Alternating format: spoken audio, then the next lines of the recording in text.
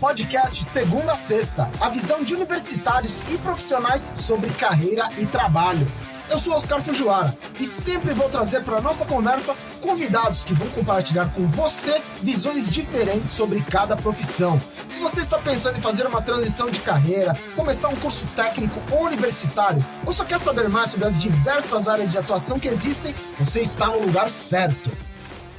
Bem-vindas e bem-vindos ao Segunda a Sexta. Hoje o nosso bate-papo vai transcender, porque a gente vai falar de psicologia. Quem está aqui comigo é a Luciana Klein, que é psicóloga, e o Alex Lessa, que está no 10º e último semestre do curso de psicologia. Falta pouquinho para ele se formar, olha que maravilha.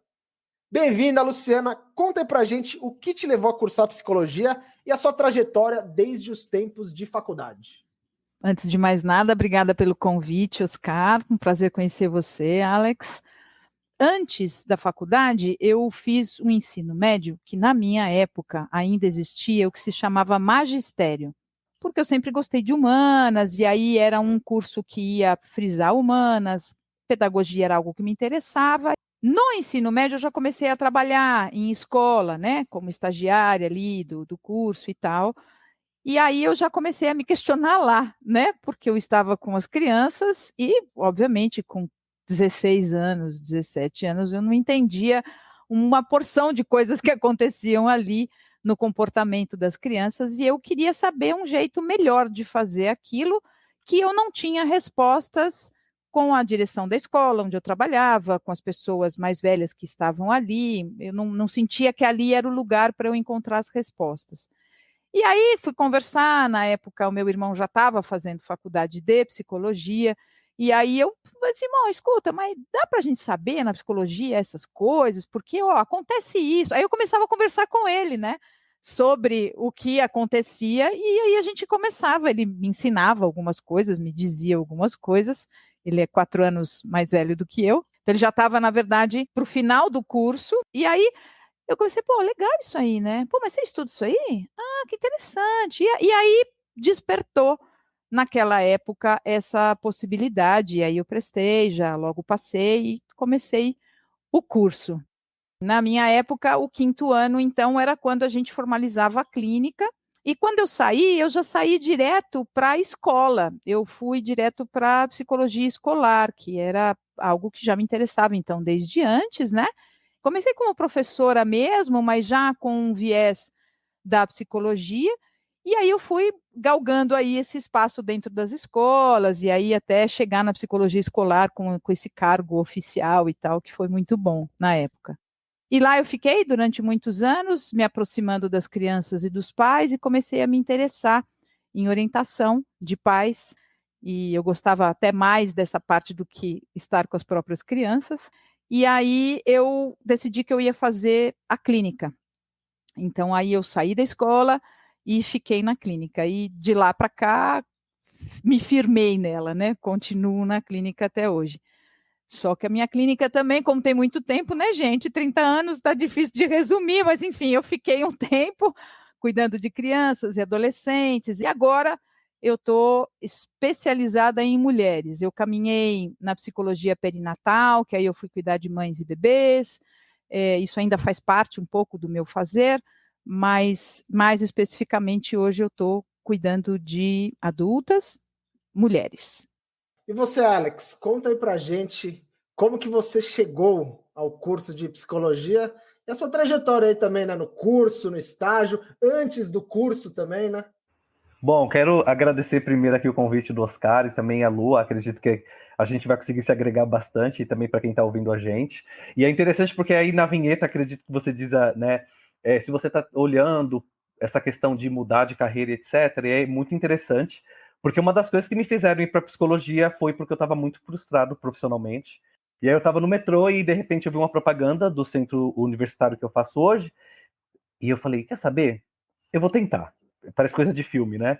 E aí eu só fui, me joguei, e aí hoje eu falo, muito obrigado, universo, bom, para quem acredita em várias, né, forças, aí eu vou agradecer o universo, mas eu sou formado também em rádio, TV e internet, então eu atuei durante alguns anos dentro da área, né, de comunicação, e aí depois eu fui trabalhando em outras empresas, no começo eu trabalhei em algumas empresas mais focado no público, então eu sempre estava em contato com pessoas, e aí depois disso, até quando eu já estava na faculdade, eu já fui para RH, e hoje também, então, atualmente eu trabalho com RH. E óbvio que depois de fazer terapia, de estudar, eu consegui entender o porquê também me levou, que foi essa questão da frustração. Mas uma das coisas que é muito interessante é uma autodescoberta, porque quando você começa, pelo menos no meu ponto de vista, quando você começa a estudar psicologia, você entra em contato com questões que até então eram inconscientes, né? E aí você traz para esse consciente e você precisa lidar com isso. Então, em muitas questões das aulas, você se vê ali. E às vezes isso é um momento que você precisa se reposicionar, é um momento que não é, né, tão bom assim, não é tão confortável de você ver, mas por isso que eu disse a questão da terapia. Hoje eu sou aluno do Centro Universitário São Camilo, aqui de São Paulo, e aí o que acontece é, a partir do 3º ano, que é o 5º semestre, a gente começa a fazer estágio. Então a gente tem o que eu chamo de experimentações, né? A gente faz estágio hospitalar, a questão do clínico, então a gente vai para várias, não vou dizer abordagens, mas a gente vai para várias frentes para que a gente possa também experimentar e descobrir se isso qual é o caminho que a gente quer. Na minha época, lá 30 anos atrás, tinha muito essa ideia de terapia, a gente ouvia exatamente assim, é só para quem estiver babando. O termo grotesco era esse. E isso era muito triste de se ouvir, porque a gente estava fazendo o curso e, assim, não era isso que a gente estava vendo. E aí era muito difícil conversar naquela época com as pessoas sobre isso. Então as pessoas diziam: você escolheu cuidar de louco? Nossa, que horror! Isso não tinha na minha família, mas era muito comum da gente ouvir. Hoje a gente não ouve mais desta forma, as pessoas vão para a terapia, têm um universo diferente de contato com isso. Inclusive, a palavra terapia e psicoterapia também é diferente, porque terapia você pode fazer vários tipos, inclusive as holísticas, e a psicoterapia é coisa do psicólogo, né? Aí é psicólogo quem faz, o termo é este. Mas a gente acaba falando terapia para ficar no senso comum, assim. Alex, você comentou que a terapia te ajudou muito nesse processo de descoberta. Qual que é a importância para o psicólogo, na opinião de vocês, de fazer constantemente terapia? O psicólogo, qual é o material do psicólogo, né? Assim, papel, um livro, isso é de todo mundo. Então não é qual que é o material é a gente mesmo. Né? E aí, para ser a gente mesmo, a gente precisa fazer terapia. Se a gente não fizer e a gente for psicólogo, fica um pouco incoerente, né? Então, pelo menos lá na minha formação, e eu acho que isso é uma premissa, então a gente tem que afinar o instrumento. E como é que eu afino o instrumento? Na terapia. Sempre, eternamente. Então, faço terapia até os dias de hoje.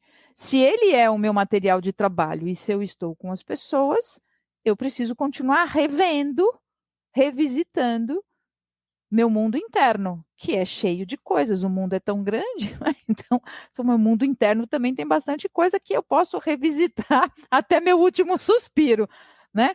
O gancho do Alex, acho que tinha um pouco isso, assim, essa autodescoberta, ela é um ed eterno, assim, né? Você passa uma vida se descobrindo, se conhecendo, então é material, matéria-prima. E aí, Lu, uma coisa que é interessante de trazer aqui também, que eu sou prova viva, que quando eu era adolescente, minha mãe, naquele momento, né, das descobertas e etc e tal, e aí minha mãe falou, acredito que você podia ir fazer terapia. E eu lembro claramente que eu disse para minha mãe, mas eu não sou louco para fazer terapia. Eu disse para minha mãe, né? E é interessante como que a história ela pode se ressignificar, porque hoje eu estou aqui.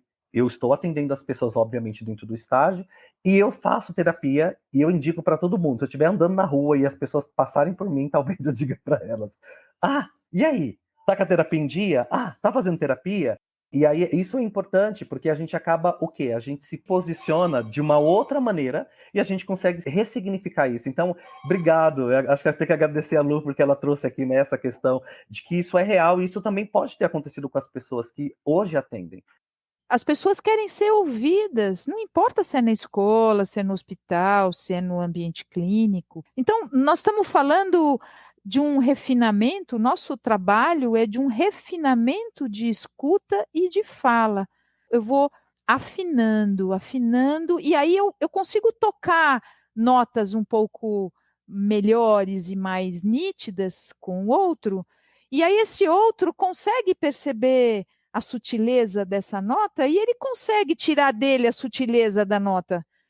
E aí a construção se faz. Então, nós estamos falando de processo, a gente não está falando, eu aprendi, fiz a faculdade, agora eu estou apto a, uau, né, ir lá e fazer o que for, na área que for. Assim, você está apto legalmente, mas a gente faz isso, eu brinco assim, que é até o último suspiro, porque assim, é mesmo até o último suspiro. Eu já tive histórias de pacientes que, no último suspiro, literalmente, foi para dizer uma coisa que não disse a vida inteira. E ele aprendeu ali, no último suspiro, que ele podia, que tinha espaço para isso. Então, é disso que é o nosso trabalho, né? Então, a psicologia é apaixonante. Terapia, né? A psicoterapia, ela é muito importante porque ela é um investimento em você. É o momento que você para por 1 hora, né? Você tá ali, ou 50 minutos, na verdade, e você fala de você. E você olha para você. E você reflete sobre você. Então, dentro desse turbilhão de coisas que acontecem dentro do dia a dia, a sociedade demandando tudo que está acontecendo, você parar 50 minutos e você olhar para si, e você falar para si, isso é muito importante, isso é muito poderoso, e às vezes as pessoas não se dão conta disso. Alex, na sua turma, teve muita gente que entrou no curso sem nunca ter passado por uma psicoterapia, e hoje em dia todo mundo, você está no último semestre, né? Todo mundo já passou, frequenta, né? Vai a um psicólogo. Te respondendo, eu não consigo aqui colocar, né, generalizar, mas eu acredito que no começo a porcentagem era menor, com certeza, porque você não sabe como vai ser o curso, né? O que o curso vai reverberar em você, porque você começa numa posição e aí você vai construindo e desconstruindo outras coisas. Falando aqui da minha turma, né, que a gente faz o estágio, todas as pessoas que estão lá, elas fazem terapia. Todas. Porque é importantíssimo para que a gente separe o que é do outro, né, do indivíduo aqui, do subjetivo do outro, do que é meu. Porque às vezes o que é meu não pode passar para o outro, né? E nem do outro também eu preciso pegar isso para mim. Então precisa ter um limite aqui onde a gente separa, que é o que eu acho que a Lu falou muito bem aqui, né? É um momento de acolhimento, é um momento que a pessoa vai expressar, ela vai trazer as coisas dela. Então, eu preciso separar o que é meu e o que é do outro. Bom, a gente está falando desse refinamento também, né? Da experiência. Vocês acham que, por ser um curso que lida com uma questão tão sensível, né? Que é a mente humana, a saúde mental, o ideal seria que os estudantes entrassem, de repente, com uns 30 anos, né? Com maior vivência, mais experiências também, mais maduros. O que vocês acham? Eu vou dizer uma resposta clássica que a gente escuta e fala bastante. Depende. Por que que depende? Porque eu acho que a Lu trouxe aqui, né?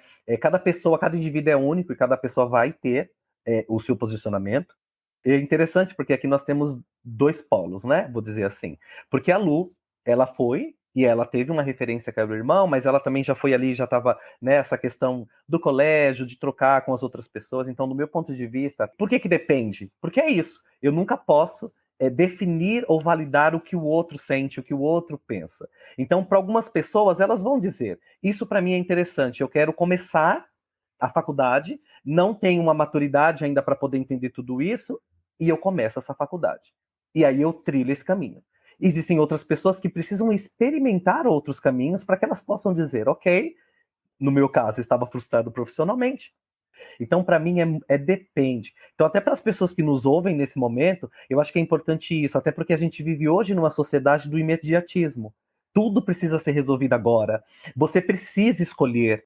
Então, quando a gente pensa no imediatismo, a gente já sabe que é aquele momento que quando termina, e aí eu estou falando de uma coisa cultural, quando termina o colégio, né, o ensino médio, é o momento que você precisa definir a sua vida. E aí eu estou dizendo aqui culturalmente porque é isso. Eu vou ser maior de idade, 18 anos, eu preciso saber o que eu quero. E aí até para as pessoas que estão nos ouvindo para poderem ficar um pouco tranquilas ou tranquilos, é isso. Depende. Existem pessoas que vão falar: eu quero, como a Lu. A Lu fez esse movimento. E vão existir outras pessoas, como o Alex, que aí eu comecei a faculdade, eu tinha mais de 20, eu estava com uns 26, olha, revelando aqui a minha idade, né? E deu tudo certo. e aí até acho que a Lu pode complementar super aqui, é isso, é você entender também o curso, é você entender o que é a psicologia, porque a psicologia ela não é só a clinicar, ela não é só hospitalar, ela tem várias áreas que você pode atuar. Então, é entender, é ter o conhecimento e entender se aquilo faz sentido para você ou não. Essa questão do depende, eu concordo com você, e na verdade assim, né?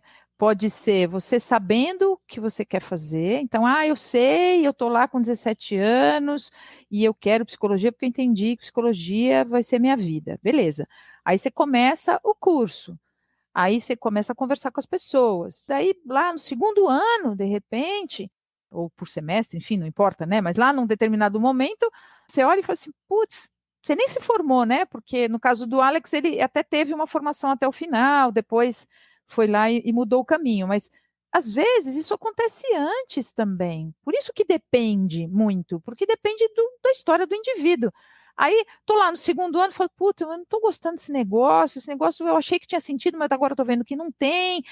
E aí, nesse momento, se as pessoas que estão vivendo isso puderem contar com apoios, e eu sempre falo apoio familiar, em primeiro lugar, se isto for possível, buscar um apoio para que essa pessoa que está vivendo esse drama, né, vamos dizer assim, para que ela possa ter um espaço de reflexão, né? É um tempo interno, né? Para poder, deixa eu entender o que está acontecendo. Vamos fazer terapia, que seja. Qual é o caminho possível, né? Às vezes a pessoa não pode ali naquele momento ir por esse caminho, mas tá bom, quais são os recursos que eu tenho aos 17? Quais são os recursos que eu tenho aos 25? Quais os recursos que eu tenho aos 30?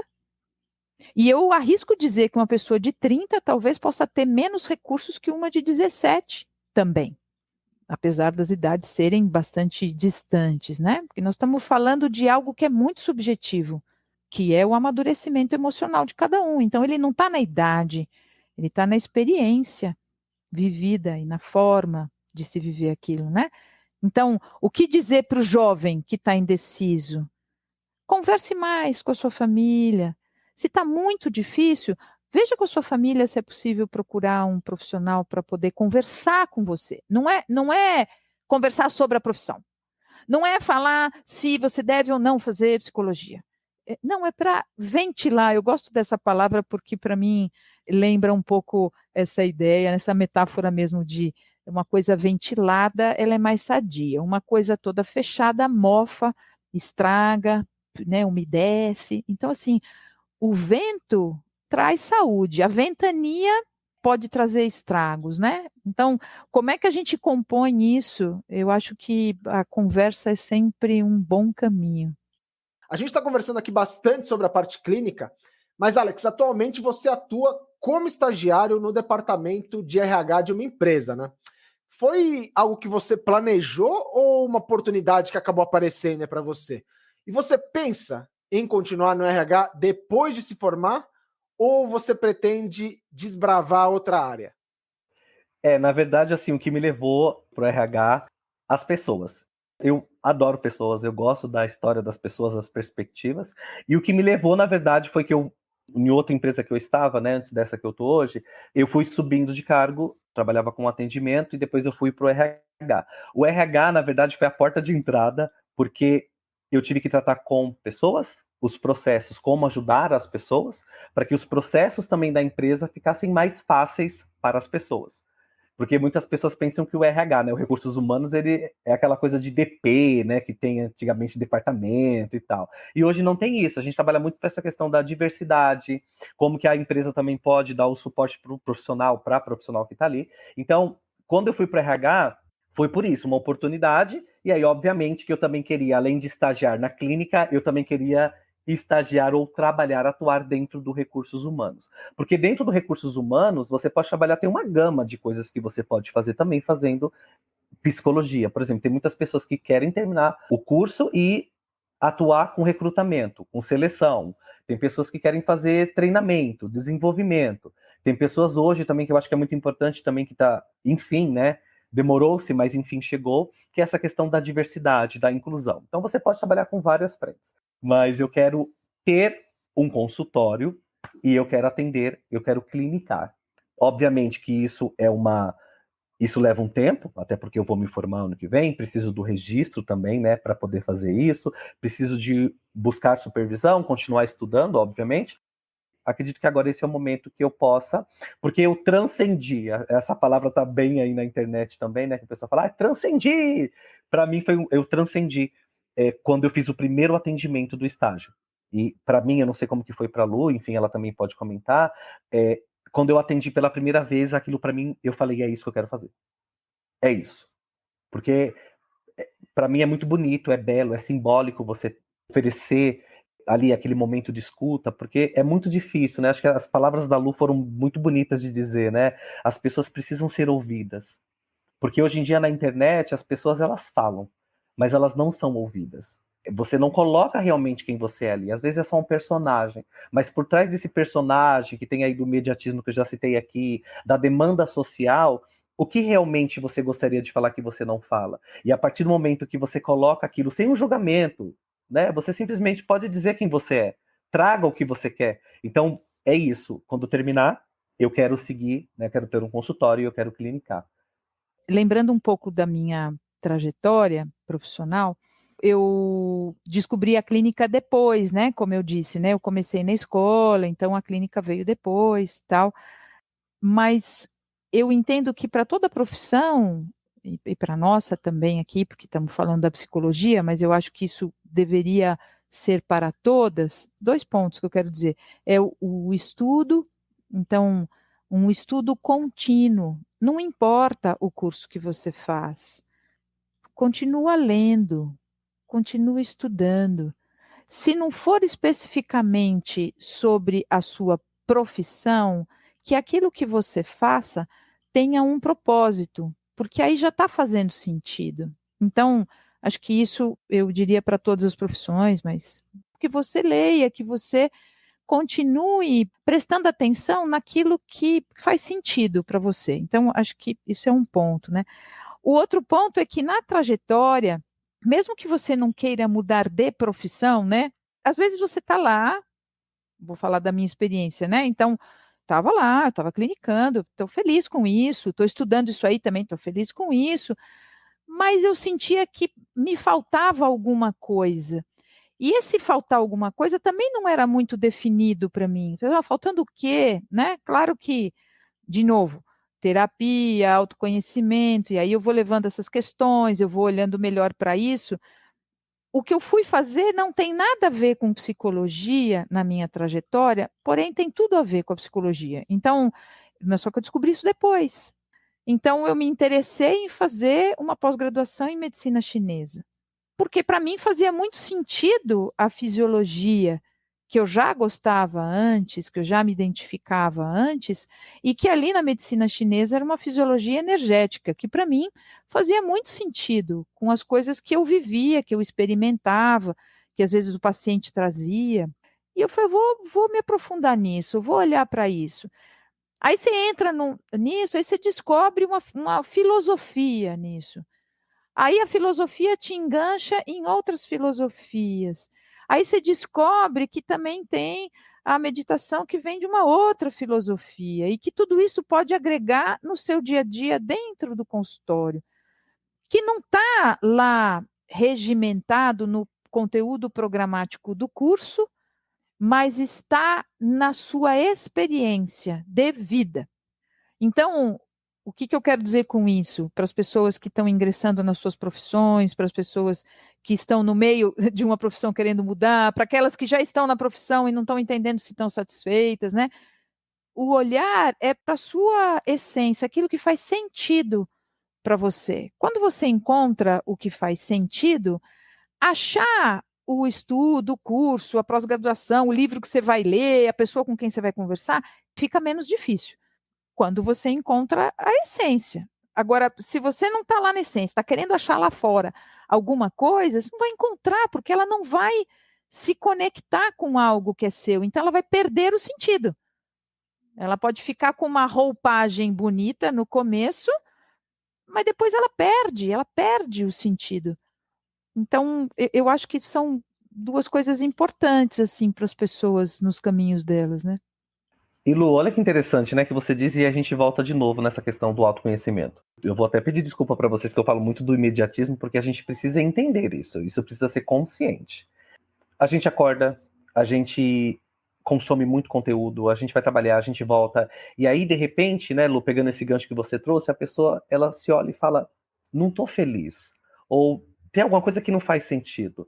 E aí, enquanto você estava dizendo, eu lembrei de um livro que você estava falando em busca, o sentido e o propósito, que acredito que com certeza já deve ter lido, mas deixar aqui uma dica para o pessoal, que é um livro que é Em Busca de Sentido, que é do Viktor Frankl. Eu acho que é um livro interessante, não vou dar spoiler aqui, então pesquisem, mas é muito no sentido, é isso, é em busca de sentido, que é o propósito, o que eu faço com isso, né? E aí tem um outro livro também que eu gostaria de deixar aqui, que é um livro que eu amo de paixão, que é A Cidade dos Carregadores de Pedras, que é um livro infantil, e ele trabalha muito com essas questões de o que é meu, o que é do outro, né? Então, assim, quais são as pedras que eu carrego, quais são os pedregulhos que eu carrego, e óbvio que isso tem uma simbologia por trás, porque a questão dos traumas, a questão, né, de tudo, isso é meu, de onde veio isso? Por que eu carrego isso? Então, enquanto você estava dizendo, eu achei interessante de trazer, né, essa questão do livro também do Em Busca de Sentido, porque é um livro poderosíssimo, e ele conversa muito com isso.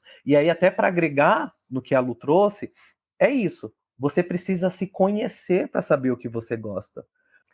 É interessante que quando a gente começa a terapia, às vezes a gente quer desconstruir o que a gente levou uma vida para construir, né? Eu preciso resolver isso. E aí a pergunta que sempre fica é, mas assim, você levou a vida inteira para construir isso. Você acredita que vai ser tão rápido para você desconstruir?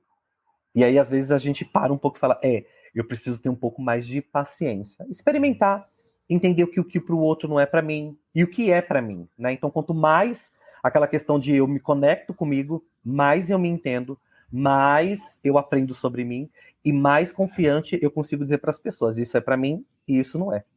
Sobre essa questão de desconstruir o que as pessoas levam uma vida inteira para construir, né? Os pacientes hoje, eles têm muita pressa para tentar resolver essas questões, esses problemas, fazer essa desconstrução e daí alcançar novas descobertas. Eles estão muito apressados mesmo?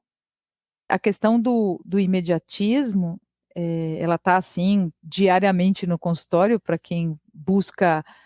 As pessoas falam, eu quero tirar isso de mim, eu quero excluir isso da minha vida, eu não quero mais fazer esse tipo de coisa, eu não vou mais carregar não sei o quê. E essas coisas que são pensamentos, são baseados na dor que a pessoa vive, muitas vezes entra como assim, eu tenho que tirar tudo isso que eu construí, como disse o Alex, né? Então, assim, eu demorei tanto para construir e assim, não serve para nada. Então, assim, nem vou fazer mais nada, né? Porque daqui a pouco eu vou descobrir que não vai servir também, então eu vou parar de fazer, né? Então, o que eu faço com a minha história? Quando você pergunta do imediatismo, vou tentar ser mais objetiva até. Isso é muito ligado à ideia de vício até, né? Um cigarro ou mesmo uma droga ilícita mesmo que seja, ela traz um efeito mais imediato de prazer, bem-estar, ou ameniza uma ansiedade, ela mexe com o estado emocional, maior ou menor grau, mas mexe, assim como a comida também pode ser um vício, o trabalho pode ser um vício, né? Então, essas coisas que trazem algo muito imediato de efeito, elas inibem a possibilidade da gente olhar para aquilo com mais cuidado. Aí chega o psicólogo e diz: vamos olhar um pouquinho melhor para isso? Aí a pessoa encosta na cadeira, tá tipo, aham, não foi essa pergunta que eu fiz. Tipo, não era isso que eu queria ouvir, porque eu queria que você me dissesse alguma coisa que eu já conseguisse encaminhar isso aqui, já resolver. Só que se a gente se propõe, claro que não é esse o papel, né? Mas só fantasiosamente aqui, se a gente se propõe a fazer isso, até para a gente ser um psicólogo legal, que a pessoa vai falar, nossa, esse psicólogo é muito bacana, que ele me deu a pílula mágica e tal. A gente não está tratando da vida, porque o que é a vida? Assim, eu estou lá na barriga da mãe, né? Eu nasço com um tamanho, daí depois eu tenho outro tamanho, depois tem o dente que nasce, depois tem... Aí para eu chegar grande, aí depois eu envelheço, né? Tem um processo. E como é que as pessoas têm a crença de que um processo vai ser transformado num momento. Então, é uma distorção, é um pensamento imaturo. Se a gente for pensar em desenvolvimento emocional, nós estamos falando de uma imaturidade emocional. Nós estamos convivendo hoje com pessoas extremamente imaturas emocionalmente. Também não quer dizer que nós sejamos superstars, super maduros, não é isso que eu quero dizer. Mas a gente rala bastante para poder desenvolver isso. E nós que estamos nesse lugar entendemos a importância disso. A pessoa que nos procura não compreende a importância disso. Então, uma das nossas responsabilidades é oferecer o entendimento disso para aquele indivíduo que está buscando o imediatismo. Agora, a pessoa pode fazer uma conexão com isso e falar, putz, verdade, faz sentido para mim. Ou vai ouvir e vai dizer assim, não, isso não tem nada a ver, eu vou procurar alguém que me faça alguma coisa.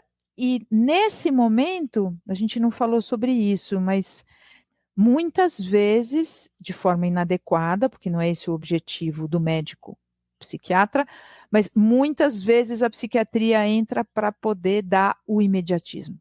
Eu estou triste, eu tomo um remédio. Eu estou ansioso, eu tomo um remédio. Eu estou falando aqui de forma bastante grosseira, então isso não é uma regra, mas é muito comum. Ah, eu estou meio deprê, eu acho que eu preciso ir lá tomar um remedinho. Eu costumo fazer um contraponto, né? Se eu estou com dor de cabeça, eu posso tomar um remedinho, esses que a gente está acostumado a tomar aí, sei lá, um ibuprofeno da vida, não sei o quê. Sim, a minha dor de cabeça pode ser até que diminua, pode ser até que suma, inclusive. Mas por que eu estou com dor de cabeça? Como é que eu cheguei nessa dor de cabeça? É sono. Bebi no dia anterior, né? A medicina chinesa, inclusive, nos diz aonde dói, porque cada lugar que dói tem um órgão que está afetado, então também vai nos dizer qual é o problema. Então, assim, o que eu estou buscando? Ah, mas eu não quero saber de onde que veio, eu só quero tirar, isso aí está me atrapalhando. A gente já entende que a dinâmica de funcionamento daquela pessoa é deste jeito, e muitas vezes você insistir na tecla não ajuda a pessoa vai embora. Então, se eu estou compromissada com apresentar um outro universo para o outro, eu também preciso encontrar a forma de apresentar. Porque se eu só entro com esta verdade que eu aprendi, que eu entendo que é bastante interessante, eu não vou estar trazendo o outro para enxergar o caminho dele. Então, se eu tenho uma pessoa imediatista, e eu já sei que o meu trabalho não é imediatista, eu vou precisar apresentar isso como um contraponto. Se o que ele está buscando é maçã e ele está diante de um pé de manga, de uma mangueira, eu preciso dizer, ó, amigo, você está aqui, você não vai ter maçã, você vai ter mangueira daí. E eu preciso dizer esse caminho, é mais justo. Então, a psiquiatria, ela é a nossa parceira de trabalho, assim como nós somos parceiros de trabalho do psiquiatra. O psiquiatra sem um psicólogo não tem o trabalho completo. O psicólogo sem o psiquiatra, em casos que precisam de um encaminhamento médico, nós não temos o nosso trabalho completo. Então, sair um pouco desse lugar de exclusividade. O psicólogo não é o salvador de todas as coisas, assim como o psiquiatra também não é. São complementares. Se eu tenho um paciente que tem, por algum motivo, uma questão com o psiquiatra, não, de jeito nenhum, não vou de jeito nenhum, não vou tomar remédio, que é isso, vou ficar viciado e não, mas a gente entende que ele precisa, eu vou precisar fazer um caminho de construção com aquela pessoa, e isso não é imediatista. Eu acho que eu posso brincar aqui com o Alex, inclusive, na nossa profissão, Oscar, tudo depende, tudo é muito subjetivo. Então, quando alguém faz uma pergunta objetiva, para a gente responder, a gente tem sempre uma história, né? Eu acho que é isso, a gente é recheado de histórias, a gente vive de histórias, a gente vive a partir das histórias, então a gente fala muito. Isso que você trouxe da questão da medicação é muito importante. E também tem aquela velha típica frase que muitas pessoas falam. Elas nem falam deprê, né? Elas falam assim, ai, hoje eu tô meio borocochô, hoje eu tô meio down, hoje eu não sei como eu tô. E eu penso sempre, tá, mas se você não sabe, eu pergunto pra quem? Porque assim, se eu não sei explicar o que eu tô sentindo, quem é que consegue explicar? Será que esse borocochô, esse down, esse deprê é tristeza? É frustração? E eu sempre trago isso. Qual é o tamanho do nosso vocabulário emocional? Porque às vezes eu não tô triste, eu só tô frustrado. Às vezes eu não tô triste, eu só tô me sentindo rejeitado, né? Às vezes eu não tô feliz, às vezes eu só tô alegre. Existe uma diferença? E o que a gente mais escuta é tudo bem, tudo. E a gente sempre responde tudo bem. Por quê? Porque é tão automático. Eu não tenho tempo para te explicar, né? E eu concordo, Lu, a gente adora contar histórias, porque tudo depende. Não existe uma verdade absoluta onde eu vou chegar aqui e dizer você que é um quadrado precisa se encaixar dentro de uma bola. Não dá. E eu vejo que o imediatismo é isso, força com que as pessoas façam isso, e elas acabam se machucando, elas acabam se frustrando, e aí se repete nesse ciclo. E aí, Lu, acho que você brindou isso muito bem aqui, né? Qual é o meu tempo dentro do meu processo? Ai, mas o meu amigo conseguiu. Ok, mas o seu amigo tem a mesma história que você? Não. Então é isso. Ah, mas eu tô triste, eu quero um remédio. E as pessoas também precisam entender. Será que eu preciso do remédio? E aí, Lu, me preocupa também, até agora que eu vou me informar, que alguns profissionais, porque a gente também precisa ser baseado em ética, né? Eu fico muito surpreso quando algumas pessoas falam assim, ah, eu fui diagnosticado. Ah, me fale mais sobre isso. Como é que foi esse processo? Não, foi uma sessão só. E aí você fica pensando, como é que uma pessoa pode diagnosticar outra em apenas uma sessão? E eu tô falando aqui de 50 minutos. Ah, mas aí eu vou ali no psiquiatra e falo para ele, preciso de um remédio porque eu tô triste. Mas por que você tá triste? Então, essas provocações a gente precisa constantemente se fazer e não é fácil, porque a gente também está correndo. Aqui, quando a gente parou, até as pessoas que estão ouvindo aqui, elas pararam para ouvir isso. Mas e quando a gente não para? Eu acho que o perigo está nisso. A gente atuar no automático. Você já responde aquilo, você não está nem processando mais. Então, eu acho que é importante também trazer o quanto que a rede social ela contribui para o imediatismo. Precisa ser para agora. Porque nas redes sociais, a gente nunca vê as pessoas tristes. A gente sempre vê no estalo de dedo eu estou na Europa, no estalo de dedo eu estou nas Maldivas, no estalo de dedo eu estou, sei lá, em qualquer lugar. O perigo é que eu acabo vivendo a fantasia do outro, eu acabo vivendo o sonho do outro, e eu quero que isso aconteça para mim agora. O Alex comentou, né, que tem essa vontade de ter o seu consultório clinicar. A Luciana clinica há muito tempo. Luciana, eu queria saber quais que são os maiores desafios que não necessariamente você enfrentou nessa questão de você ter o seu próprio consultório. Quando eu terminei a faculdade, muitos colegas diziam: ah, é impossível sair da faculdade e abrir um consultório, porque a gente tem que pagar pela hora do consultório, aí a gente vai cobrar, mas aí a gente não cobra muito porque a gente é novo, e aí a gente também tem que pagar a supervisão, e daí a gente também tem que pagar a terapia. Então, assim, resumindo, não vou clinicar. Isso era uma conversa que a gente tinha muito. Não foi esse o meu caminho, porque eu não saí da faculdade e fui clinicar imediatamente, né? Eu tive lá na escola durante bastante tempo. Depois, quando eu fui clinicar, eu comecei de pouquinho, mas eu me mantive no meu trabalho, né, na escola. Eu acho que você se forma, você deseja clinicar? Beleza. Começa de pouquinho. Você pode, você tem grana para pagar lá horários, você também tem grana para sustentar a supervisão e a terapia? Tá ótimo. Então, começa lá. Eu sempre digo que se a gente não marcar um horário, mesmo sem paciente, se a gente não reservar um horário no espaço que a gente vai atender, mesmo que a gente não tenha o paciente, a gente não cria o que a gente chama de setting, que é o setting que é de trabalho, né? A gente não cria uma energia de trabalho. Então, eu estou na minha casa e eu digo, eu vou atender ali, naquele consultório ali, quando tiver paciente. Eu estou aqui na minha casa fazendo tentando vender meu trabalho na mídia, sei lá eu de que jeito. Eu estou aqui na minha casa. Sim, mas o lugar onde você vai trabalhar é ali. Então, você tem que fazer o que você está fazendo na sua casa ali. Porque essa construção do espaço, ela vai trazendo a tua energia para aquele espaço. Ela fica caracterizada com você ali.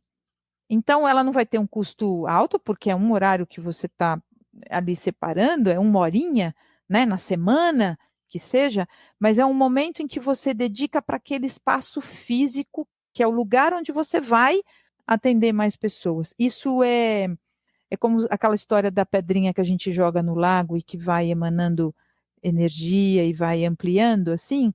É mais ou menos essa ideia, né? A lei da atração, né? Assim, a ciência explica isso, né? Então, eu vou lá e eu planto a minha energia ali. Então, claro, eu vou fazer outras coisas, eu vou vender meu trabalho, eu vou conversar com pessoas, eu vou abrir um Instagram, tudo bem, mas eu preciso estar lá, porque se eu estou muito etérea, o grau de relacionamento que eu vou ter, a resposta que eu vou ter também vai ser meio etérea, meio fluídica, né? E se eu quero criar raízes, eu preciso plantar. Se eu não plantar, não desenvolve raiz. Então, é um pouco nessa ideia, pensando em consultório. A minha trajetória, na minha experiência, eu estava muito tempo na escola, decidi então que eu ia abrir um espaço, então aí eu já tinha uns contatos na escola, pessoas que falavam, eu gosto de conversar com você, puxa, Lu, quando eu falo com você, não sei o quê, os pais, né, dos alunos e tal, e eu falei, tá, legal. Aí eu fui lá e separei o espaço. Na época, então, eu trabalhava e já tinha uma condição já melhor na minha vida, então eu podia pagar o aluguel daquela sala. Então, eu separava uns dias, eu dividi com uma pessoa, eu separava uns dias da semana para estar lá. Eu regava a plantinha, eu lia, eu me comunicava, eu fazia, na época era folder, né, papel, não era nada de Instagram, então eu distribuía, mas eu estava lá. Então eu comecei um paciente aqui, outro ali, e assim eu fui crescendo.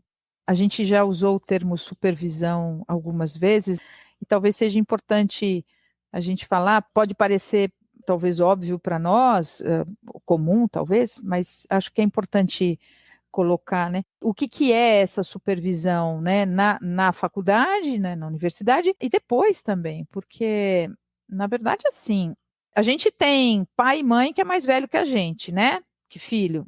Então a gente considera que tem mais tempo de vida, mais conhecimento da vida.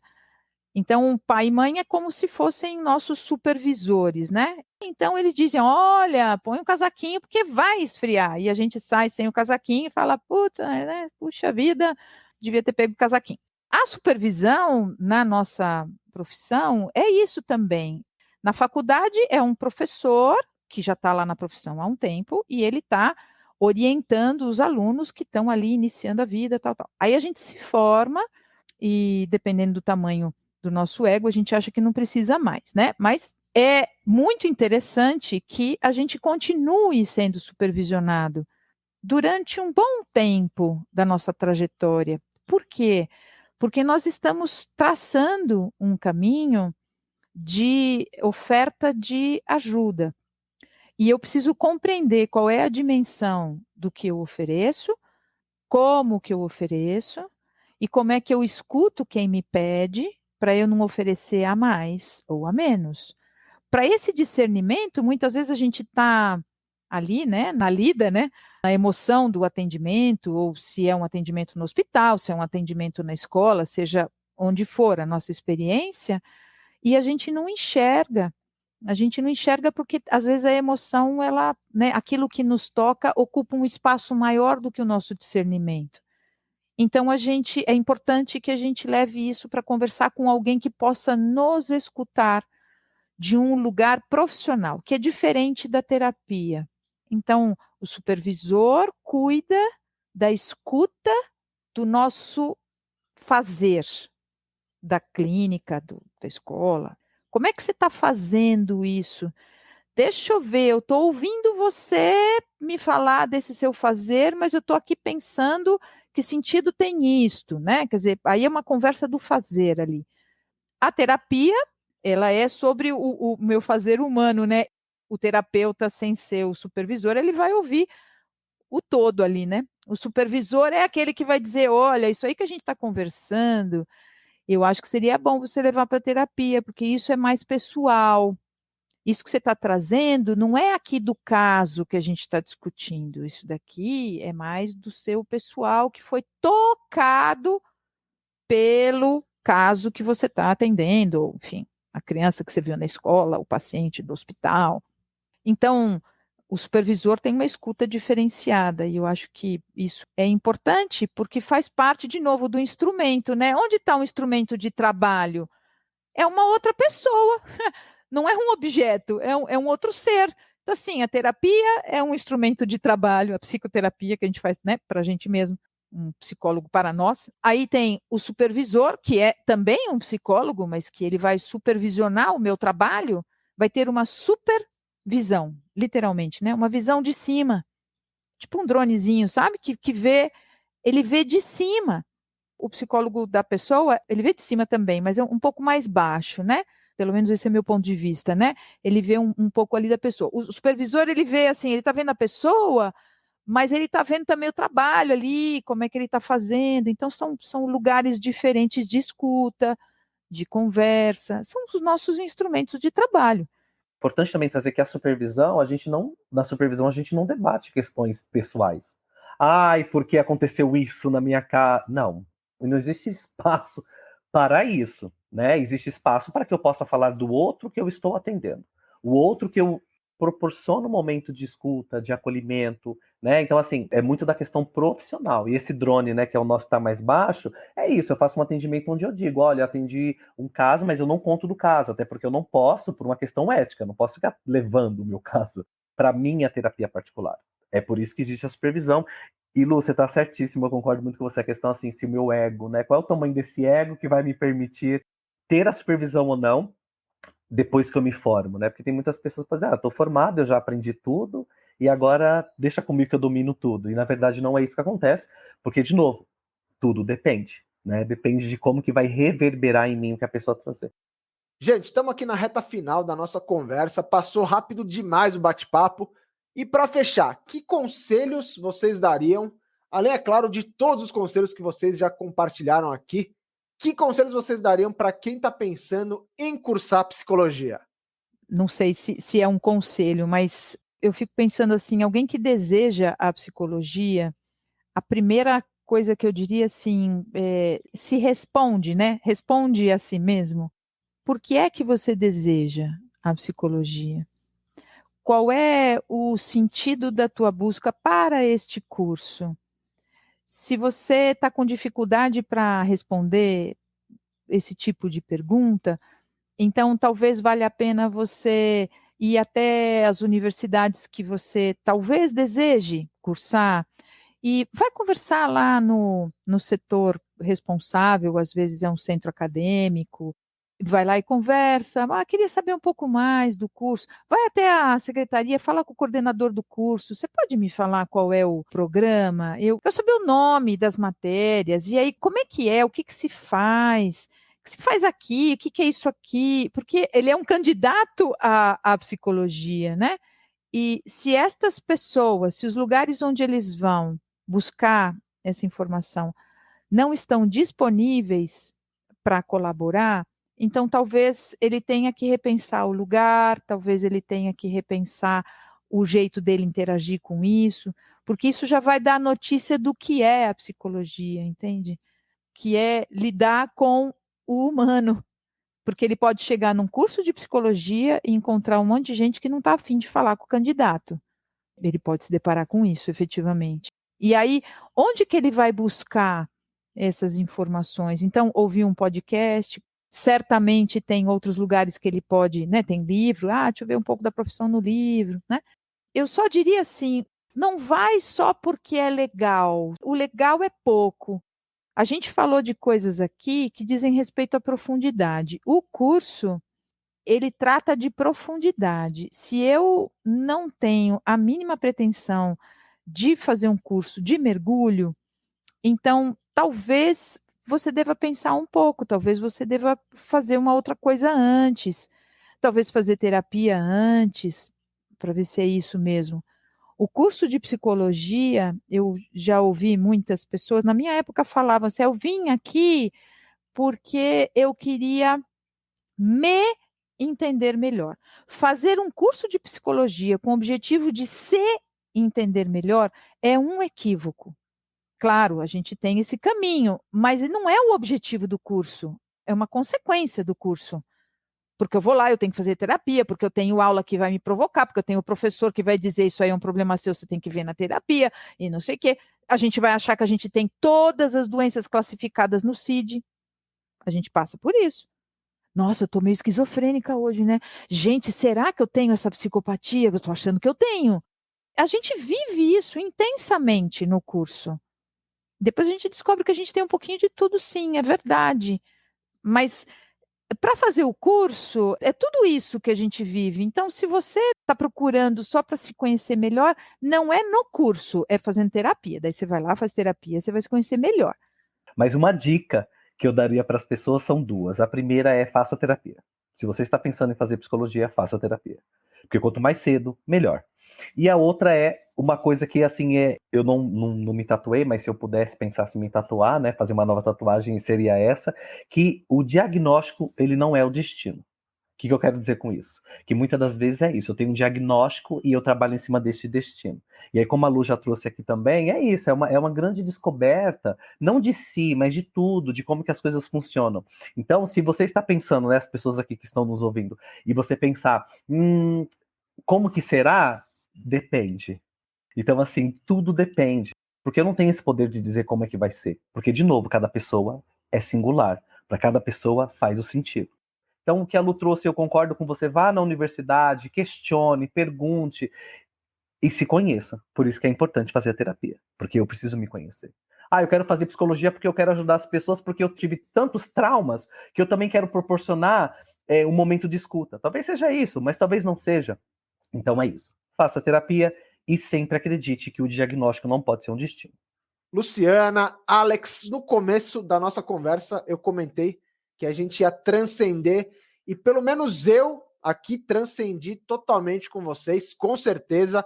Muito obrigado por essa conversa que vai ser super útil para qualquer pessoa. Independentemente da área, da carreira que escolheu, acho que aqui tem muita coisa legal para levar. Meu enorme agradecimento para você que nos ouviu também. Segue a gente lá no Instagram, @segundasextapodcast. Tem mais episódios inéditos chegando sobre mais profissões diferentes toda semana. Então fiquem ligados aí. Um grande abraço e até a próxima. Esse foi o podcast Segunda a Sexta, a visão de universitários e profissionais sobre carreira e trabalho.